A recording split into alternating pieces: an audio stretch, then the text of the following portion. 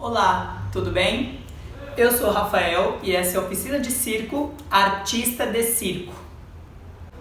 No vídeo de hoje, a gente vai começar uma nova fase da oficina. É o último bloco de curso e a gente vai estar desenvolvendo nesse bloco a parte técnica da história, né? Como desenvolver o aparelho, como fazer uma caracterização para você ficar bonito em cena, figurino, show, pós-show, todo o trabalho no geral do artista de circo, no caso eu, vai ser detalhado nesse último bloco, tá? Então nós temos 5 vídeos para estar explicando como funciona essa parte mais técnica do trabalho de um artista de circo. Para começar, a gente vai falar da criação do aparelho. Criar um aparelho nem sempre era uma coisa fácil de se fazer, né? Meu primeiro aparelho eu criei em 2010 no Rio de Janeiro, na Escola Nacional de Circo. E eu acredito que o aparelho tenha me dado o fio da meada para mim conseguir construir algo a partir de um princípio. Quando eu comecei a trabalhar com circo foi em 2008 e eu percebi uma necessidade de ter um número solo. Eu comecei trabalhando no Circo dos Sonhos e com um número em grupo, né? Na verdade eram vários números em grupos. Tinha a abertura do começo, que era um bailado com várias pessoas. Tinha número de mastro chinês, que também é em grupo. Tinha número de cordas, várias pessoas pulando cordas junto, também é um número de grupo. E bailado da magia e final. Nesse tempo que eu passei trabalhando no circo, eu vi que tinha uma diferença de trabalho em grupo para trabalho solo. Eu sentia dificuldade em treinar com os meus amigos porque, por exemplo, a gente era em 8 e sempre tinha um probleminha de horário, fulano não chegou, ciclano se machucou. Então o grupo ele é mais difícil de você manter, ele dá mais trabalho, porém você ter várias pessoas no palco, isso é muito bonito também, né? Enche o palco de vida, de cor, é muito legal. Mas eu comecei a sentir uma necessidade de ter um número solo. Aí eu falei, bom, eu preciso resolver isso da melhor forma possível. Era visível uma diferença. O número em grupo, você tinha pessoas ali para te amparar durante o seu número, né, que você tivesse em cena. Diferente do número solo, que a pessoa está totalmente sozinha em cena. Então, você garantir ali o entretenimento do público sozinho já é um grau de dificuldade maior. E eu entendia isso, eu via isso, estava me sentindo apto para ter o meu número solo.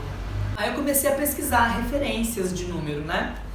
Eu tinha uma amiga na época que fazia número de argolas, que eu nunca tinha visto, pela primeira vez lá com ela. E foi incrível, eram 2 faixas com 2 argolas, parecido com a argola da ginástica artística. Só que ela fez um balé ali, ela era bailarina, ela entrava na ponta, enfim. E eu comecei a pesquisar aparelhos diferentes, né? Aparelho aéreo, aparelho solo, mas sempre com uma pessoa, porque era o meu objetivo, montar alguma coisa sozinho. E aí eu comecei a pesquisar, e eu comecei a ver que tinha vários materiais que poderiam ser usados, né? O ferro, a madeira, o acrílico, né? Um tipo de plástico. Eu comecei a notar qual que eram as matérias-primas, né, que as pessoas usavam no circo. Então estava sempre lá a madeira, o ferro e o acrílico. Aí eu comecei a ver o que tipo de madeira que você tem no mercado, né? Porque eu precisava de uma madeira para colocar no meu aparelho, na parte de cima da canes. Aí eu comecei a estudar quais são os metais mais resistentes, quais são os metais utilizados para fazer aparelho de parada de mão.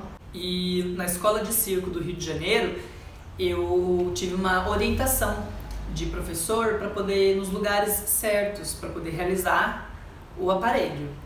Então, o que eu fiz? Eu falei, eu passei pela ginástica, eu tenho um encaixe bom de parada de mão, E eu vejo muito no circo parada de mão e me inspira. Por que não fazer o número de parada de mão? A princípio foi um choque, assim, as pessoas duvidaram, eu duvido, você vai fazer parada de mão? Na época, a parada de mão era uma coisa muito difícil. Quase ninguém se atrevia a fazer, porque não tinha muita informação, né? O Brasil está começando, está engatinhando no circo. Então tudo é muito novo, tudo é muito especial, né? Ainda. E eu comecei a falar, bom, eu preciso resolver isso da melhor forma possível. E trabalhando lá no circo eu não ia conseguir, porque eu não tinha tempo, não tinha energia para me dedicar e nem o conhecimento necessário, né? Para criar um aparelho, enfim, eu não sabia onde vendia pronto, né, na época para comprar. E aí eu fui estudar, saí do circo e fui para a Escola Nacional de Circo no Rio de Janeiro, buscar conhecimento, buscar estudo, buscar melhora para mim e em busca do meu número solo. Assim que eu cheguei no Rio de Janeiro, eu tive um choque cultural, um choque de realidade e muita felicidade ao mesmo tempo, porque eu percebi que lá era o melhor lugar de troca de referência que eu podia ter. Tinha alunos do Brasil todo, tinha alunos de fora do Brasil, professores de outros países, e isso foi muito rico para mim. Foi a fase que eu tive mais contato com a arte de diferentes formas, né? Com músico, com bailarino, com cantor, com intérprete, mímico. Eu conheci de tudo. Foi incrível essa experiência que eu tive no Rio de Janeiro. E lá tinha um professor de parada de mão maravilhoso, o professor Silva, que foi me instruindo, me indicando e me moldando, né, como um paradista. Ele me ajudava com dicas de aparelho. Rafael, você precisa fazer isso, você precisa fazer aquilo, tal lugar faz tal coisa com o ferro, tal lugar faz tal coisa com a madeira, e eu comecei a absorver esse conhecimento e juntar tudo. E foi aí que eu tive essa ideia de montar um aparelho de parada de mão para começar a treinar, que tudo vem da iniciativa, né? Você começa e a coisa vai se desenvolvendo, vai se adaptando e em decorrer do caminho você vai melhorando a coisa de acordo com a sua necessidade. E qual era a minha necessidade? Eu precisava aproveitar o que eu já tinha aprendido no decorrer da minha vida, que começou lá atrás, com 11 anos, na ginástica. Então eu sabia parar de mão já, eu tinha uma flexibilidade razoável, sempre fiz acrobacia de solo, que era o meu forte na ginástica artística, e eu queria aproveitar essas habilidades que eu tinha, criando um número que eu senti que seria mais confortável para mim, fazer algo que eu sempre fiz, sempre gostei, do que pesquisar um aparelho novo, uma modalidade nova e começar do zero. Então, para aproveitar o meu histórico, tudo que eu tinha feito lá atrás na ginástica, eu escolhi a parada de mão, porque, ao meu ver, é o método mais simples e eficaz que eu, Rafael, que tive uma passagem pela ginástica artística, ginástica acrobática, poderia juntar tudo isso artisticamente em um número de circo.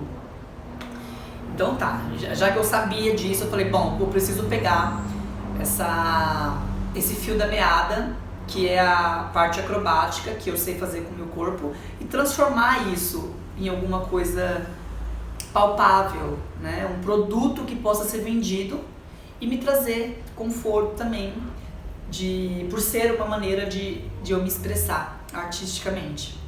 Então, estava lá na escola de circo, no Rio de Janeiro, comecei a buscar informação, né? Tudo isso através de uma pesquisa. Então é muito importante citar nesse vídeo que as coisas não foram fáceis, né? E pode não ser ainda. Eu precisei ir atrás de serralheiro, eu precisei ir atrás de torneiro mecânico, olha eu atrás de torneiro mecânico, gente, marceneiro, eu precisei pesquisar tintura, né, como que eu vou pintar esse aparelho. Então, logo eu defini quais iam ser os materiais que eu ia usar para fazer o meu aparelho. Aí eu escolhi madeira e metal, que era o que estava mais acessível para mim na época.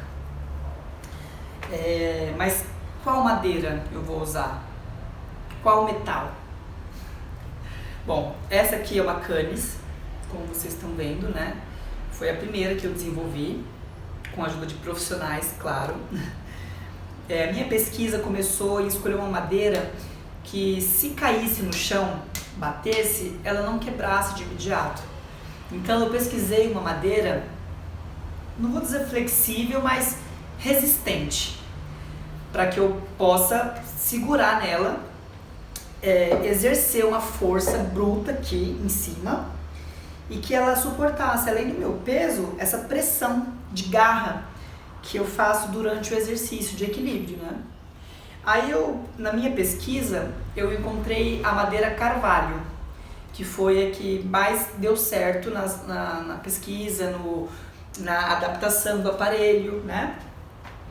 E aí eu tinha escolhido a madeira já. Bom, eu vou fazer de carvalho, que eu acredito que é o que vai durar mais e vai ser mais resistente para mim, né? Então, independente de cor, de textura, eu procurei por uma madeira resistente.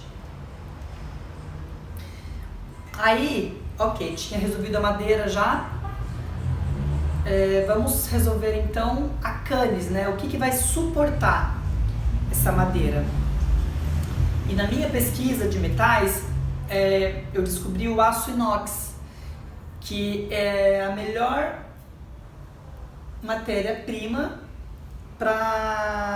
em relação à durabilidade, porque ela pode pegar sol, pode pegar chuva e ela não enferruja. Então, o aço inox foi a matéria-prima que eu escolhi para estar desenvolvendo a minha mesa de parada de mão. E aí, eu fui lá, eu comprei as barras, eu fiz a medida, né, bonitinho, o mesmo processo da madeira, né? Então eu escolhi a madeira vai ser carvalho, ok. Qual vai ser a barra, né, da Canis? E que eu ia usar para fazer essa barra para segurar a madeira em cima? Bom, o escolhido foi aço inox. E para fazer a mesa em si, eu usei metal, aço comum. Poderia ter sido aço inox também, né? Mas na época eu não tinha muita esperteza, eu acabei fazendo de um metal comum. E essa é a junção de todo o resultado, no caso, né? O que eu fiz com a madeira? A madeira, ela foi medida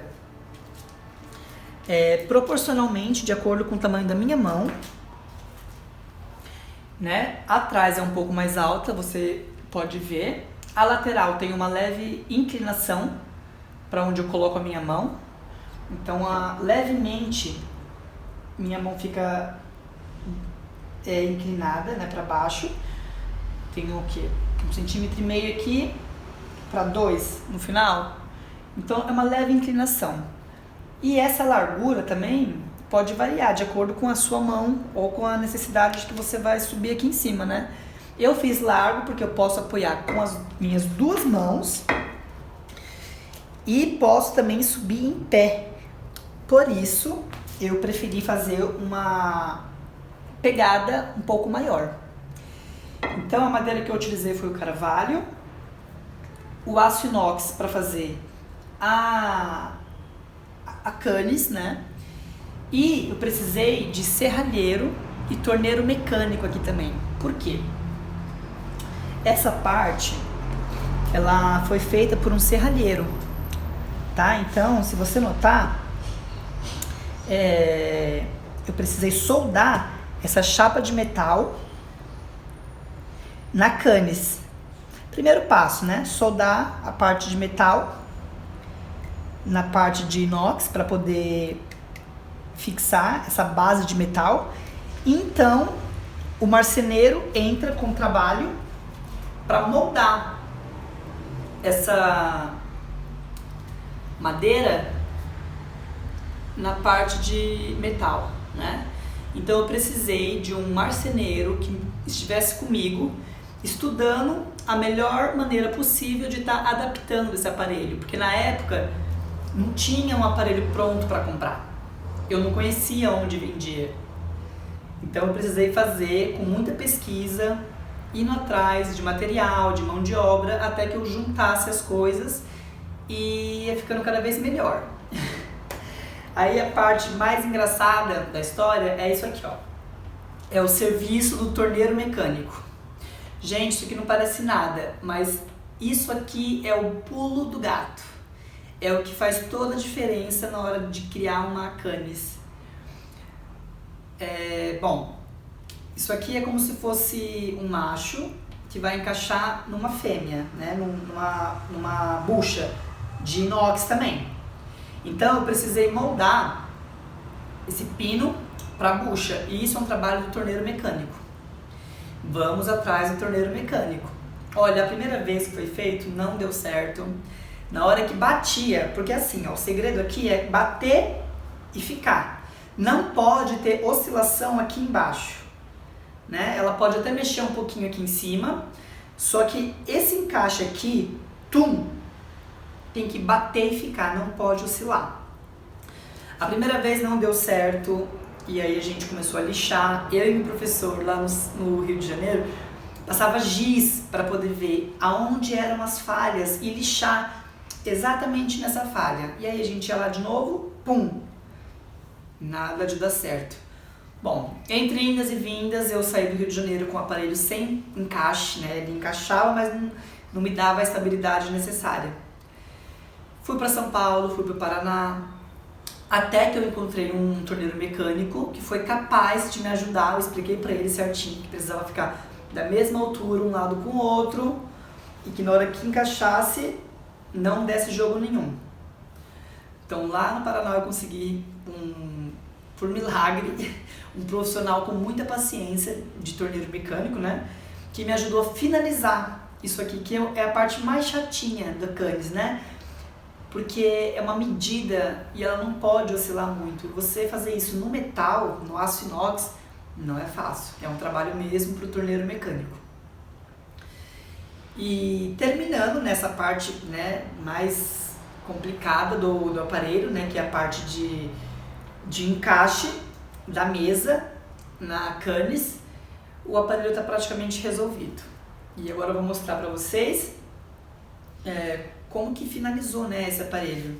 Esse aqui é o furo, né, aonde encaixa aquele pino que foi moldado pelo torneiro mecânico. Então, esse buraco ele é muito preciso, tá? Ó, vou pôr meu dedo aqui embaixo. Ó, ele é mais fino no final e mais largo aqui no começo. Por quê? Porque ela começa, ó, o pino, vou colocar ele aqui. Ele começa fino, né, para poder entrar, e ele vai engrossando conforme ele vai descendo. Ó. Aí, quando ele chega no final, o ideal aqui é que ele não mexa, né? Ó, que ele não dê jogo nenhum. Exatamente como ele tá aqui, tá? Ele não pode ter jogo. Pra tirar, ó. Tá? Então, esse é o aparelho finalizado, tá? O primeiro aparelho que rolou em 2010. Com a ajuda de professores, a ajuda de profissionais, serralheiro, marceneiro e torneiro mecânico. E pintura também, né? É legal falar que eu usei para pintar esse aparelho uma pintura chamada pintura eletroestática, que é uma pintura com um acabamento mais legal que eu conheço assim das pinturas, né? Eles colocam uma carga elétrica no aparelho, esquenta ele e aí a tinta é jogada com rajadas de pó. E esse pó da tinta só vai grudar aonde receber a carga elétrica. Ou seja, o cobrimento dessa pintura é uniforme, é muito boa. Então eu recomendo para vocês pintar qualquer tipo de aparelho, superfície metálica, usar a pintura eletroestática. Foi muito bom ter o aparelho pronto e agora que o aparelho está finalizado, só me resta uma coisa: treinar no aparelho. Eu vou contar para vocês até onde eu cheguei com esse aparelho hoje. Então o que vocês viram foi o primeiro aparelho que eu fiz em 2010 no Rio de Janeiro. Depois de um tempo, em 2015, esse aparelho sofreu algumas manutenções, onde ele ganhou pernas e eu elevei esse aparelho para uma altura de 1,5 m do chão. Então aquelas perninhas pequenininhas, elas ganharam pernas maiores e para o palco isso foi muito significativo. Eu vou mostrar para vocês as pernas que eu construí. Essas são as pernas da minha mesa de parada de mão. Pode ver que ela tem 3 furos, né? Que é exatamente onde encaixa as pernas, né, da minha mesa. 4 pernas, né? Que no caso são as pontas. E tem buraquinhos menores, que é onde encaixa só para dar apoio. Então, ó, ela fica dessa altura, né? Aqui ainda vai as pernas da mesa. Então aqui, dessa altura para cima, é onde eu fico quando a mesa tá montada por inteiro, né? Eu treino com a mesa baixinha, só com altura básica, né? Mas para apresentação eu uso as pernas da mesa para poder me deixar um pouco mais alto, mais bonitão lá em cima. Como tudo evolui nessa vida, em 2013 eu fiz uma viagem para a França e lá eu descobri uma loja Unicycle que vendia aparelhos de circo pronto e eu fui obrigado a comprar esse aparelho maravilhoso que já vem com giro para os 2 lados e eu não tive trabalho nenhum. Porém, o custo desse aparelho foi um pouco elevado, né? Então, você tem 2 maneiras hoje em dia de resolver o seu aparelho. Ou você faz passo a passo, com muita pesquisa, muito amor, dedicação, tempo, e para fazer do seu jeitinho, bem personalizado. Ou você pode comprar pronto, né? Como eu fiz no caso desse aparelho. E através dele eu consegui desenvolver o meu treino. Então, é importante frisar que através do aparelho eu consegui direcionar o meu número de circo. E aí eu comecei a desenvolver truques específicos para a altura do meu aparelho. Eu comecei a ter uma intimidade com ele que eu não tinha com nenhum outro aparelho, porque até porque ele ia fazer parte da minha vida, ele ia me acompanhar aonde eu estivesse e é a minha ferramenta de trabalho. Então eu preciso dessa intimidade, dessa troca de energia com o aparelho. E assim que ele ficou pronto, tudo ficou mais fácil, porque eu treinava a parte técnica já na escola de circo e já tinha uma bagagem. Eu comecei a desenvolver a minha parte artística em cima do aparelho. Então o que eu podia fazer nesse aparelho? Como eu faço isso nesse aparelho? E outra, o que mais eu poderia fazer ao mesmo tempo que eu já estou fazendo alguma coisa no aparelho? Entendeu? Então o aparelho te ajuda a contar uma história, né? Você em cena sozinho é muito mais difícil do que se você estiver voando no palco, do que se você estiver saindo do chão, pessoas interagindo com você.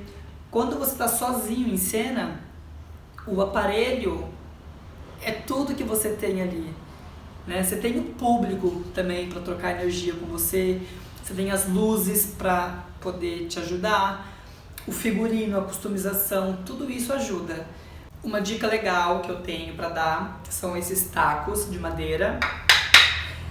Taquinhos de madeira eu desenvolvi para fazer uma cena durante o meu número, que é: eu venho para um lado na parada de mão e jogo o taquinho do lado, volto para o meio, jogo o taquinho do outro lado. Eu começo com 4 de cada lado, né? E vou dançando e soltando os taquinhos. Para isso eu desenvolvi tacos de madeira. Também fiz uma pesquisa, eu estava no Paraná quando eu fiz, e esse taquinho foi na casa da minha mãe, né? Lá o marceneiro era muito baratinho, ele nem entendeu para que eu queria que eu vou fazer com tacos de madeira, né? Eu tentei explicar para ele, mas não tive muito sucesso, mas enfim, eu gastei, foi muito baratinho, foi incrível. E ele me fez 16, a primeira vez eu pedi para fazer 16 tacos. Então era 8 de um lado e 8 do outro. Que a ideia inicial era soltar todos os tacos juntos e cair na banquilha, né? Só que quando eu comecei a perceber que isso já estava muitas pessoas faziam isso já no circo. Então eu quis fazer diferente. Eu comecei com 4 e esses 4 eu ia jogando, né? Conforme eu ia fazendo uma figura de parada de mão, de um lado e do outro. Então eu fiz primeiro esse modelo de taco, que ele é um pouco mais alto e menor, né? E eu pensei em fazer ele assim porque eu começo treinando com o mais difícil, depois eu adapto para o maior, que eu vou fazer com mais tranquilidade. Esse eu fiz recentemente, né? Demorou muito tempo, eu trabalhei um bom tempo com esse taco menor. E eu até invernizei, vocês viram? Hoje em dia eu já não gosto muito do verniz, eu prefiro ele assim no pinos mesmo, na cor mais clara. Madeira mesmo, sabe? Sem brilhar, que o meu verniz brilha um pouco. Então assim, essa foi desenvolvida pelo pai de um amigo meu, maravilhoso, que trabalha com madeira também. E essa é a que eu uso hoje em dia, né? Eu tenho essas duas opções, mas para mim trabalhar, eu prefiro trabalhar com essa madeira um pouco maior. E para treinar também parada de mão, só para sair do nível do chão, é muito bom também. Então eu indico que você, se você faz parada de mão, você desenvolva tacos de madeira. Então esse foi o caminho que eu desenvolvi até chegar no meu aparelho de circo de hoje, que eu, na verdade hoje eu uso esses dois aparelhos em um só, né? Eu unifiquei esses aparelhos, né? Porque quando eu apresento, eu uso ele com as pernas alto, 1,5 m, e uma das bengalas do outro aparelho, ela gira. O que eu fiz? O furo do meio que eu tinha, eu adaptei ele para poder entrar a outra canes. Então eu tenho 2 canes fixas, uma canes do meio mais baixa, e esse mesmo buraco do meio eu consigo colocar uma alta que gira.